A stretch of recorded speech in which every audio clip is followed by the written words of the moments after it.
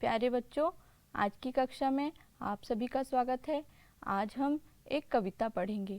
कविता का नाम है नीड़ का निर्माण। जैसे कि आप चित्र देख रहे हैं, इसमें एक घोंसला है और चिड़िया जो है वो घोंसला बना रही है। यहाँ पर नीड़ मतलब घोंसला है और निर्माण अर्थ बनाना। चिड़िया के माध्यम से यहाँ मनुष्य को भी घर बनाने की या नीड़ के निर्माण की बारे में बोला गया है। आइए इसके कवि के विषय में जानते हैं। कवि हैं हरिवंश राय बच्चन, जिनका जन्म सन 1907 ईस्वी में इलाहाबाद शहर में हुआ। उनकी मृत्यु सन 2003 ईस्वी में मुंबई में हुआ। हरिवंश राय बच्चन जी अपने आप में एक बहुत बड़ी पहचान है। उनको किसी पहचान की आवश्यकता नहीं है। हरिवंश राय बच्चन ने अनेक कविताएं लिखी हैं। उनकी शिक्षा जो है वो अंग्रेजी की उच्च शिक्षा इलाहाबाद तथा कैम्ब्रिज विश्वविद्यालय इंग्लैंड में हुई। वो कुछ दिन तक अध्यापक बने रहे। आकाशवाणी में उन्होंने काम किया। फिर वो विदेश विभाग में हिंदी के सलाहकार भी रहे। बचपन से ही उन्हें कविता लिखने का बहुत शौक था। 2 चट्टानों के लिए हिंदी साहित्य अकादमी की ओर से पुरस्कृत भी किया गया। सन 1976 ईस्वी में पद्म भूषण की उपाधि से उनको सम्मानित भी किया गया। और एक परिचय उनका ये है, बॉलीवुड के महानायक अमिताभ बच्चन उनके पिता हैं हरिवंश राय बच्चन, और अमिताभ बच्चन हरिवंश राय बच्चन के बेटे हैं। इस कविता में हम लोगों को इस बारे में कवि कहते हैं कि मनुष्य को निडर होकर लड़ते रहना चाहिए। कवि कहते हैं हमें हमेशा उत्साहित होकर निडर होकर आगे बढ़ते रहना चाहिए। आइए कविता के विषय में पढ़ते हैं। कविता की पंक्ति इस प्रकार है।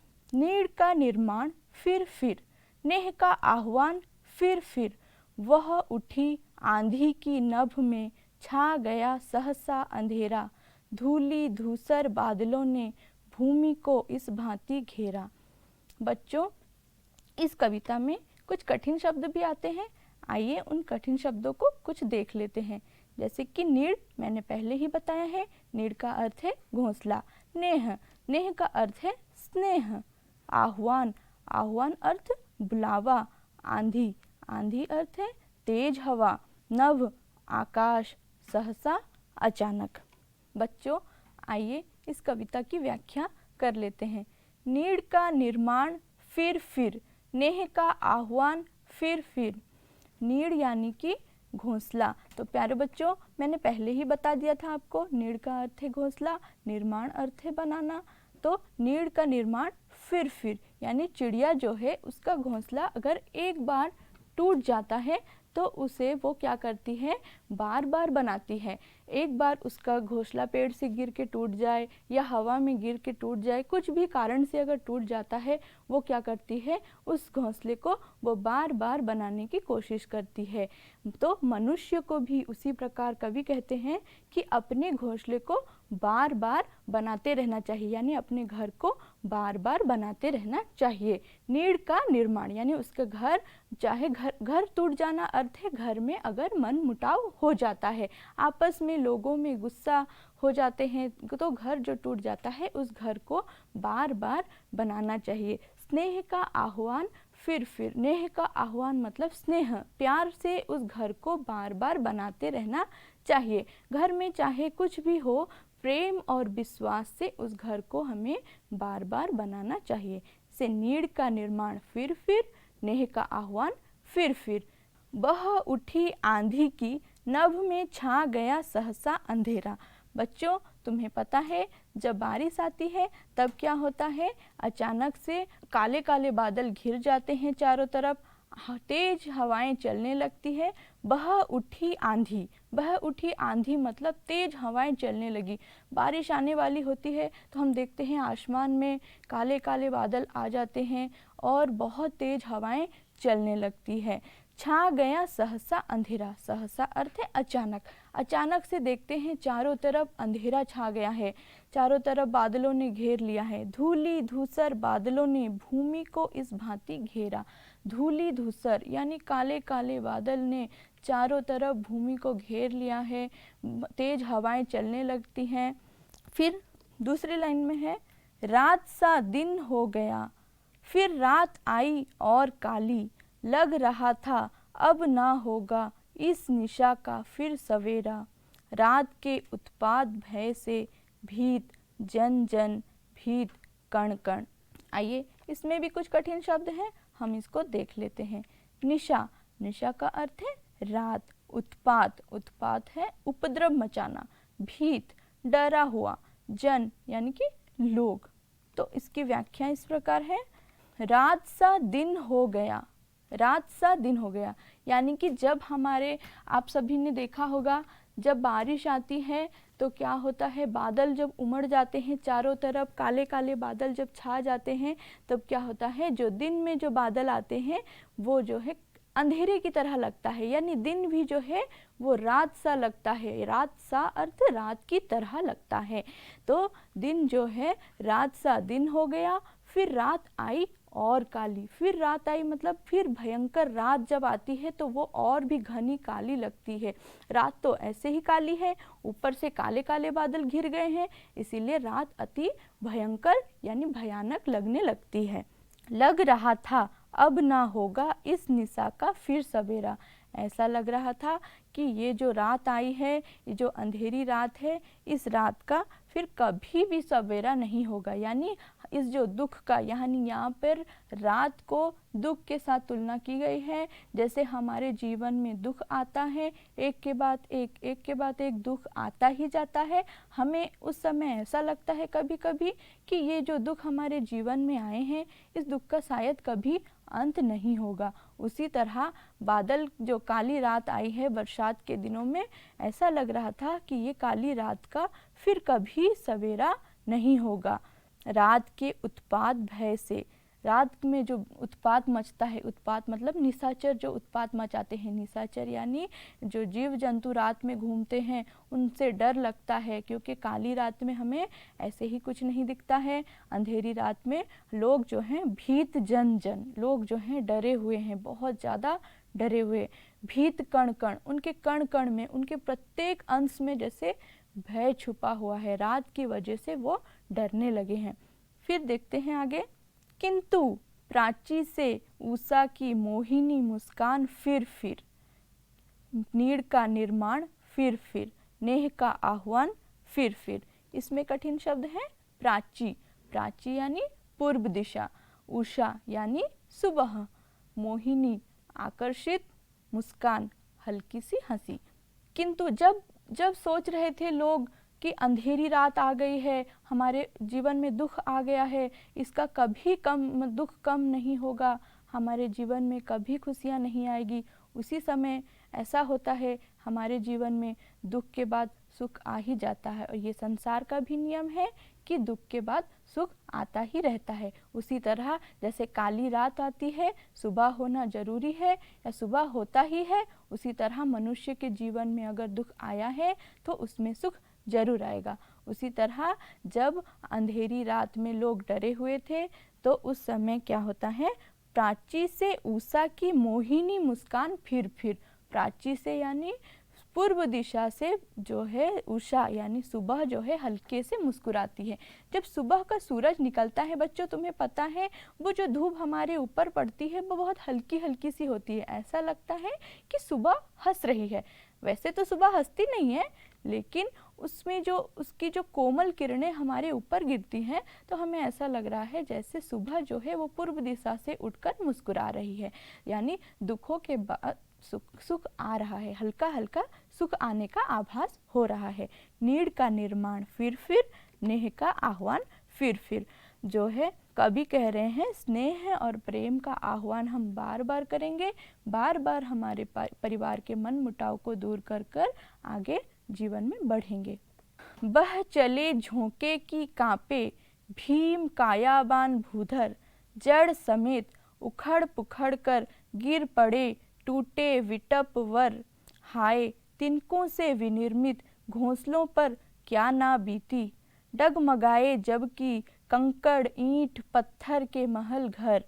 बच्चों इसके कठिन शब्द हैं भीम कायाबान यानी बड़े शरीर वाले, बड़े बड़े, भूधर यानी पर्वत पहाड़, बिटप यानी पेड़, वर बड़े, तिनका सूखी घास, विनिर्मित बना हुआ। व्याख्या देखते हैं। वह चले झोंके की कांपे।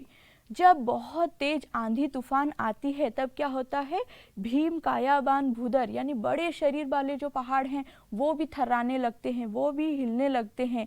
जड़ समेत उखड़ पुखड़ कर गिर गए टूटे विपट बर, यानी बड़े बड़े पेड़ जड़ के साथ उखड़ कर गिर जाते हैं। तूफान में पहाड़ हिल जाते हैं और जो है पेड़ जो है बड़े बड़े वर के पेड़, अश्वत्थ के पेड़, वो सब जड़ के साथ उखड़ कर नीचे कहीं गिर जाते हैं, धराशायी हो जाते हैं।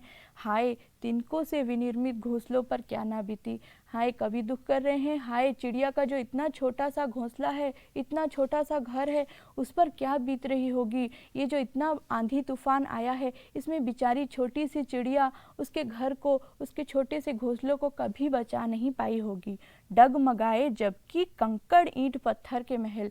जिस समय आंधी आई, ईंट पत्थर के बड़े बड़े महल जब हिल गए तो बेचारी चिड़िया का छोटा सा घर नहीं रह सकता। कवि यहाँ कह रहे हैं कि इस समय जो है तूफान के आने से बेचारी चिड़िया का छोटा सा घोंसला टूट जाता है। यानी मनुष्य के जीवन में जब बहुत विपत्ति आती है तो उसके जीवन में सब कुछ तहस नहस हो जाता है, सब कुछ उथल पुथल हो जाता है, लेकिन हमें उस समय धैर्य रखना चाहिए। बच्चों, हमने कविता का कुछ हिस्सा पढ़ा है, आइए फिर से उसका अभ्यास कर लेते हैं।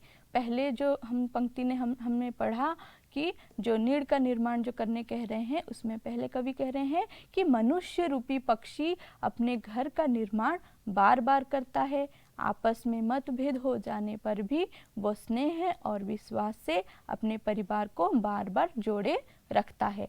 आंधी तूफान के आने से आकाश में अचानक अंधेरा हो जाता है। काले काले बादलों के घिर जाने पर चारों तरफ अंधेरा हो जाता है। उसी प्रकार फिर से हमने पढ़ा कि बादल जब आसमान में छा जाते हैं तो दिन भी जो है रात की तरह लगने लगता है।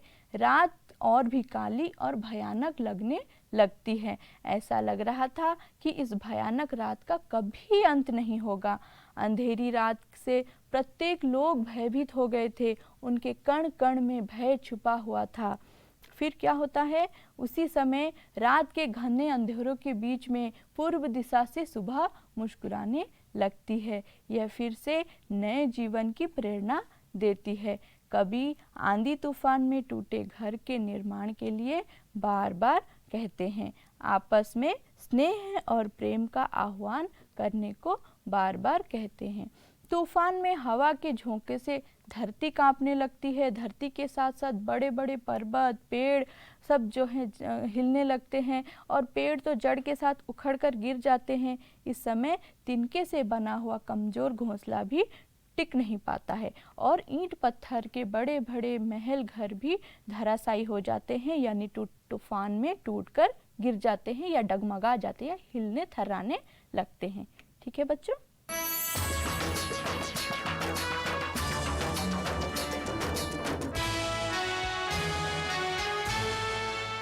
प्यारे बच्चों, अभी हम लोगों ने कविता की आलोचना कर ली। अभी मुझे पता है कि आप लोगों के मन में कुछ कुछ प्रश्न आ रहे होंगे, तो आइए उन जो किताब में भी कुछ प्रश्न हैं उन्हीं प्रश्नों की आलोचना भी हम कर लेते हैं। ठीक है, प्रश्न देखते हैं। प्रश्नों की आलोचना में इस प्रकार करेंगे, निम्नलिखित प्रश्नों का उत्तर एक वाक्य में दीजिए। मैं आप लोगों से कुछ कुछ प्रश्न बताऊंगी। इस कविता के कवि कौन हैं? हाँ बच्चों, आप सबको अच्छे से पता है, इस कविता के कवि हरिवंश राय बच्चन हैं। कवि किसका निर्माण करने को कह रहे हैं? कवि नीड़ का निर्माण करने को कह रहे हैं। आंधी से नभ में क्या छा गया? आंधी आने से नभ में यानी आकाश में क्या छा जाता है? अंधेरा छा जाता है। बादलों ने किसको घेरा? बादलों ने भूमि को घेरा। उषा की मुस्कान कैसी थी? उषा की मुस्कान मोहिनी थी। मोहिनी यानी बहुत सुंदर। बच्चों, दूसरे हम लोग एक शब्द वाले उत्तर देखेंगे। पहला प्रश्न है, बड़े विटप कैसे उखड़कर गिर गए? बड़े विटप जड़ समेत उखड़कर गिर गए। रात कैसी थी? रात काली थी। जन जन कैसे थे? जन जन भयभीत थे, डरे हुए थे। कहाँ से उषा आई?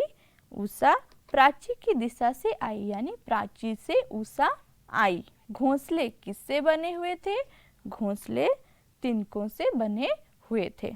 तो इस कविता को हम लोगों ने आलोचना भी कर ली और इसमें कुछ प्रश्नों के उत्तर भी हम लोगों ने देख लिए। आइए इसका भाषा कार्य करते हैं। भाषा कार्य में हम लोग करेंगे विपरीत शब्द यानी विलोम शब्द। आप सबको पता है कि विपरीत शब्द अर्थ एक शब्द का उल्टा शब्द। जैसे निम्नलिखित के विपरीत शब्द लिखिए। एक है काला, काला का है गोरा। अंधेरा उजाला, नीचा ऊंचा, सुख दुख, नाश निर्माण। जी बच्चों, आप सभी ने पढ़ लिया। आइए कविता की आवृत्ति पुनः कर लेते हैं। कवि जो हैं इसके हरिवंश राय बच्चन जी हैं। हरिवंश राय बच्चन जी के जन्म के विषय में मैंने कह दिया था। उनका जन्म इलाहाबाद में हुआ था। 1907 ईस्वी में उनका जन्म हुआ था। उनकी मृत्यु 2003 में हुई थी मुंबई में। और वो अमिताभ बच्चन के पिताजी हैं। उनको आकाशवाणी में वो काम करते थे। वो कुछ दिन हिंदी के अध्यापक भी थे, विदेशी विभाग के सलाहकार भी थे।